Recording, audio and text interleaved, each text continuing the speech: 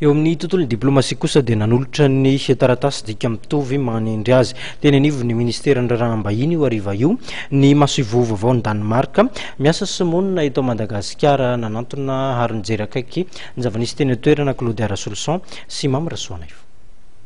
Manohana ny sordalana izay voan'ny Madagasikara amin'ny krizy i Danemark raha mivolaza maso vaovao izay nanolotra ny dika mitovy ny taratasy manendry azy isana izay andraikitra izay ny hariva teo teny ministeran'ny raham-bahiny Anosy. Anisan'ny asa izay antsoroany raha mifantatra amin'ny fanamafisana fifandraisana eo amin'ny Madagasikara sy Danemark na eo amin'ny lafiny ara-toe-karena izany na eo amin'ny sehatra politika.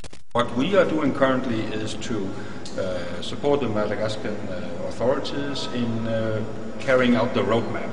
The 2011 roadmap, which is really an important process and document. Ny tena andraikitry ny maso ivo amin'ny ankapobeny dia ny manamafy ny fifandraisana ara-toe-karena ara-politika amin'ny firenena rotonta fa amin'izao fotoana kosa ny zavatra hoe imasondry zareo sy tsy pihina mafy dia ny fanohanana amin'ny Madagasikara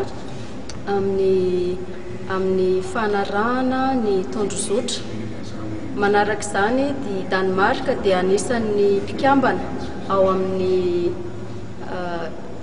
Union Européenne ary anisan'ny mpikambana lehibe izy indrindra amin'izao famoahana Madagasikara amin'ny krizy izao satria 5.0 tapitrisa $, no fandraisana anjarany zareo amin'ny fifidianana ary izay 5.0 tapitrisa $, izay dia mahasahana ny 30 isan-jaton'ny izay fanaovana fanomanana ny fifidianana izay.